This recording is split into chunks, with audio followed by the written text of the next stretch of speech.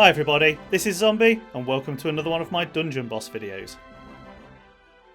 With only 4 days left of the PvP pre-season, I thought I would do another video and go over some of my experiences this week.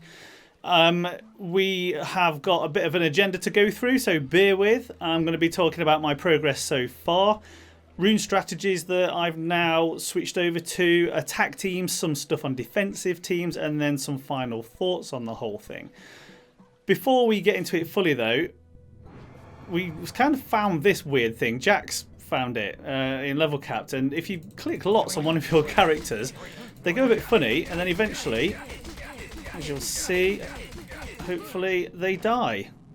It's very odd. So if you click on all of these, they end up just keeling over, look. And then, I don't know whether this is deliberate or not, but then they all start to get diseased. So I don't know whether we've discovered an Easter egg or something, I don't know. But look, there you go, Shadow Maids suddenly become diseased. So lots of tapping on them if you use any device, or for me, because I'm using Nox Emulator, as everyone always asking, what do you use to record the videos on your PC? Nox Emulator, also available for the Mac, it's very good. You see, look, they start to rot away and go black as they decay. It's all rather odd. I'm sure it must be deliberate, that can't be just some weird accidental bug. Anyway. If anyone's got any comments about that one, let me know. Right, to the task at hand then. So it's been around a week now then since we've been playing this thing. Progress so far, some initial thoughts. Last weekend's matching system broke and it caused a bit of uproar amongst people, which was understandable. But ever since then, it kind of slowed down. So there were loads and loads of attacks. It was constant. I made the most of it. Everyone else did. You saw some trophy counts going absolutely crazy in the top 100. And where are we? Let's go take a look at that. Let's have a quick look at the top 100. You saw some insane numbers. Our very own Frogatism absolutely hammered it for 12 hours straight, I think it was. And got that high. The leaderboard changed completely. It was being dominated with Nomad's Reaper and also Chelsea Mad. Now Chelsea Mad seems to have given in and is dropping down. So you've got these other guys starting to climb up there, which is pretty interesting to watch. My goal, of course, is still to have a place in the top 100. I have settled to around, where are we? Somewhere in between 30 and 40. I've just been doing a bit of a streak. And so I've got myself to 28. I don't think I'm going to be able to get much better than that because it's going to take too much time and too many resources to do so. And I'd rather spend them on the gems on runes rather than on PvP. So I imagine that hopefully I will hover around sort of like this region. And that's what I'll try and go for anyway. But as long as I'm in the top 100 and get that rune, let's go and take a look at that lovely rune again. Go away, rewards. Over here, and there it is. As long as I get my hands on that, then I'll be a happy chappy. That is absolutely for sure. I've managed to buy 2 superior rune packs from the Honor Shop, and it looks like, yes, I have. I've got enough for another one, so whilst we're at it, boink. There we go. Perfect. I'm buying gold packs as well. Where are they? They are these. I'm buying these up. The reason being is because as you can see at the top, I'm absolutely broke. I've been spending so much gold on runes, it's obscene. And what I want to do is, because when the season's over, the conversion rate is going to be half what it is here for Honor into gold. So if you're buying these packs, you're getting 250,000 for your Honor. But for the 500 Honor, but if you then go and let at the end of the season, if you let it expire, your gold, I think it's going to convert at a rate of 125,000 per 500 Honor. I think that's what it is. Feel free to correct me if that's wrong. But it is better to buy these now if you're going for the gold purchases on your Honor anyway. So just to let you guys know. Next, my stats are looking fairly decent. Where are we for stats? We go into here. And we go into here. So we're looking at 97% win rate on my attacks. And they're the actual numbers themselves. My wins versus losses on defences is pretty good as well. I'm quite happy with that. When you go and browse this top 100. So that was, where are we? Let me just go back to it. My stats. So you're looking at 25 to 21. There's also a bit of a weird anomaly as well. If I find me here, something strange. Here it reports 26 to 21. So I don't know what that's all about. Maybe another one of those kinks that the devs have got to iron out. So if you guys are watching this, there you go, something for you to look into. But if you look at some of the losses on here, what you generally find is that the losses outweigh the wins. So I'm quite happy that mine goes the other way around, and I'll go through that towards the end of the video as to the strategies I've been using on my defense teams and also my attack teams. Next thing I want to talk about then is the rune strategy that I've been using. So for Kozar, there's my dead hero still rotting away. So for Kozar, I initially was trying 2 bulwarks, and I found that his damage was too low, and I didn't quite like it. It didn't suit me. When I was doing my hit, I want to try and one-shot as many of the team as possible, the defenders as possible. It just wasn't happening. So I actually reverted it back. I had a bit of a chat with Setlist, and he's kind of done the same. We reverted back to, I reverted back to 1 bulwark instead of 2 bulwarks, and actually it now suits me perfectly. Shade can kill Kozar in 1 hit if I go up against an attack Shade, then yeah, he does one-shot him, but I've actually managed to recover it on most times. I've not lost, so I think this is the better option for me. It kind of goes the same for Masuta Kira. I was running 2 bulwarks, but I thought the damage was just too low. And so what I've done is, again, just the same as Kozar, I've gone back for 1 bulwark for now. I'm still assessing that one. I'm not sure I'm happy with it, but I think I am. So I will tinker around with that one and you'll see. And if you find me in this PvP and you were to have a look at my MK, you'll tell whether I've gone back or not. With Shade, now he's an interesting one. I went from a full attack version of Shade to a heavy defense version. So in our level cap chat, one of the things that Jack's Boomstick, so Jack's Boomstick, you keep hearing me mention his name, he's fantastic with the whole theory crafting thing, along with a bunch of other guys as well, but he's coming up with a lot of this stuff and he's doing a lot of experimentation with his heroes. And one of the things he said is that Shade is actually better off being kept alive because of his abilities. They're just so brilliant. What you want to do on your defensive teams is you get those abilities used up, so that Spirit Link and Possession, it just decimates the attackers. And he's absolutely right. So what I went and did is changed up my Shade to now be ridiculously defensive. So we've got that bad boy on him. I need to make some more of these, and that's why I'm so skint. I keep trying to make them and failing, so I'm losing gold hand over fist trying to make the stuff, gold and gems. So then I've got a superior life rune which has got some light resist on there for when anyone like MK tries to do his thing. Not ideal though. I might try and re-roll one of those at some point to get it perfect, and then 2 more bulwarks and a vampiric to get some lifesteal on there. That's not the best as well, but I may do. So I've got some work to do on him still, but he's looking good. I'll show you some stats. I'm going to do a hero rune guide on Shade as well to show you the difference between an attack Shade and also a defensive Shade like this, but this kind of gives it halfway already. So there you go. Some other thoughts on heroes.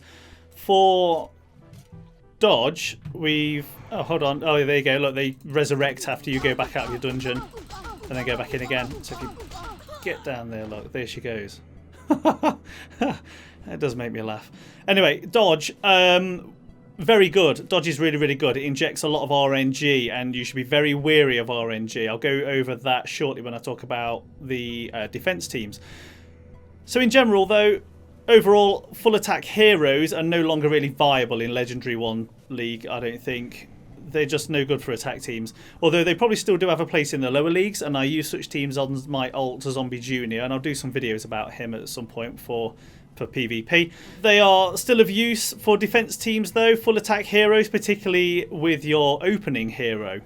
Next on my agenda to discuss are attack teams, the stuff that you've all been waiting for. I'm only going to go over this briefly though, because I'll probably do some videos on this, specifically on attack and defense teams in the very near future. We're currently beavering away in level capped. We're sharing our information with one another on attack teams and defense teams. And again, once again, I mention his name. It must be some bromance or something.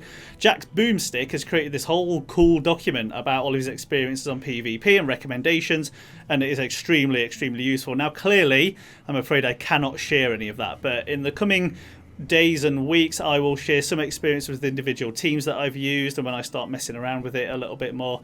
But for now, I can tell you what I've been using, and it's literally been what was featured in my last video. I will kind of always go for Kozar, Zen, MK, and then either Aria or Shade, depending on who I'm attacking.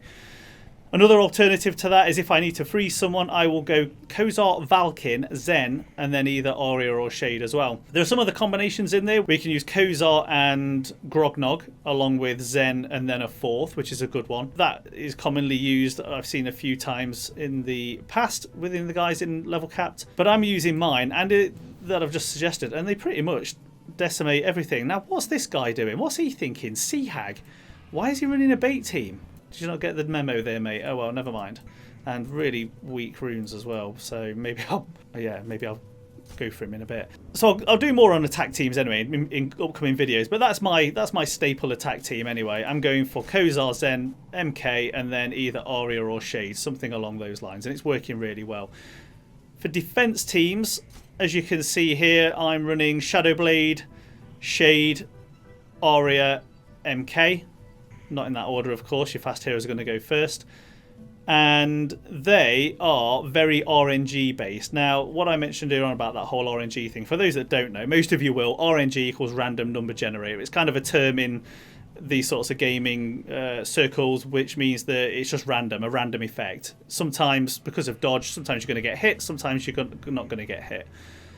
And so what I found is that this team is very RNG based, and I think that that's putting a lot of people off from attacking me, along with the crazy runes that I've got on these guys as well, and the fact that Shadowblade is first. He usually gets a guaranteed kill against all but the strongest of defenders. What I think, this is my theory, this is only my theory, it doesn't necessarily mean it's truth or anything, but I think that the top 100 players are being refrained from attacking a team like this because we want sure things. We want to preserve our winning streaks and rack up our scores.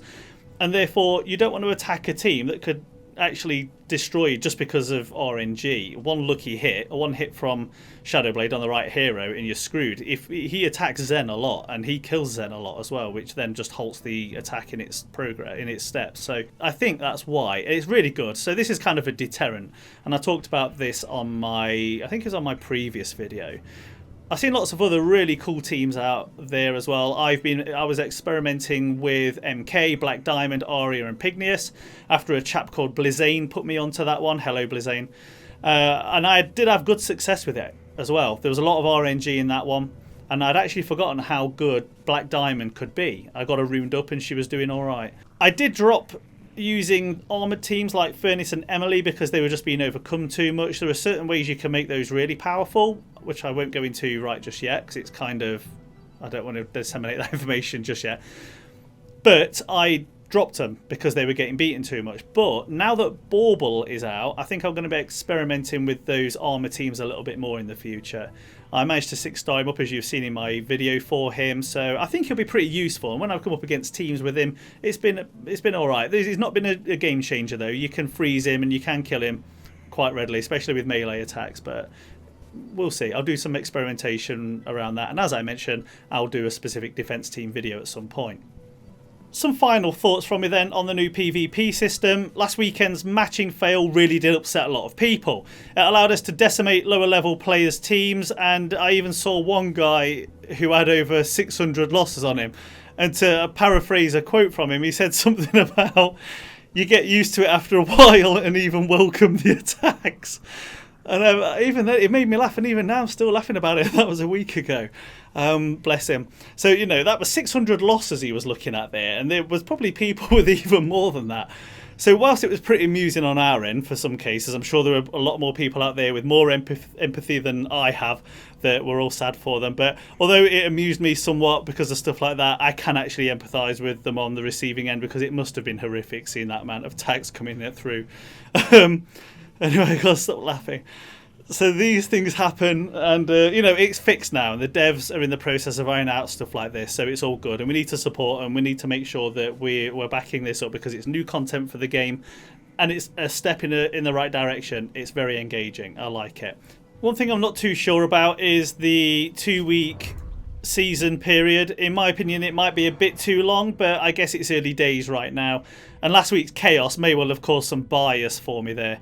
I know that they're planning on another 1 or 2 pre-seasons as they continue to tweak the system, so time will tell on that front. All in all, I am actually enjoying the update despite it being a bit grindy at times, and from what I see in the various line chat rooms, other people are certainly getting a kick from it too. So it's a step in the right direction, devs. Keep up the good work and make sure you get the kinks ironed out fully. So let's finish up with a raid then, see who we've got to go against. So what I do is go through, taking a look at these runes and see who we've got. So he looks fairly competent already. Yeah, there's an improved. I don't think we'll be attacking him, although probably defeatable. This guy, Nate Dogie. Yeah, not the best. Not the best at all. So he could be beaten quite easily, no doubt. And then this next one, Jay Shu, whoever he is. Yeah, not the best runes there either. And yeah, rubbish. So I don't think this guy's been playing the game very long either. So what you do, bit of advice, you'd never have Shadowblade second. It's pointless. You want him to get your instant kill. So never mind. Let's see what we can do. Yep, that team looks good.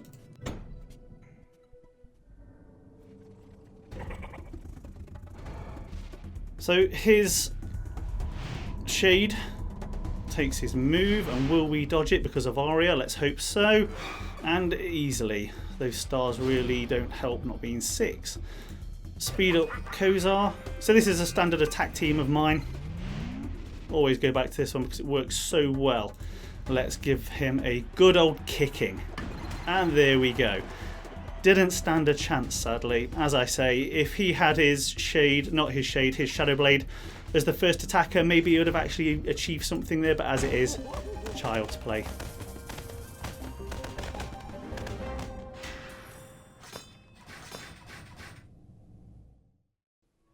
That's all for now, guys. Please do leave comments, questions or suggestions in the comments section below. I'll always try to answer.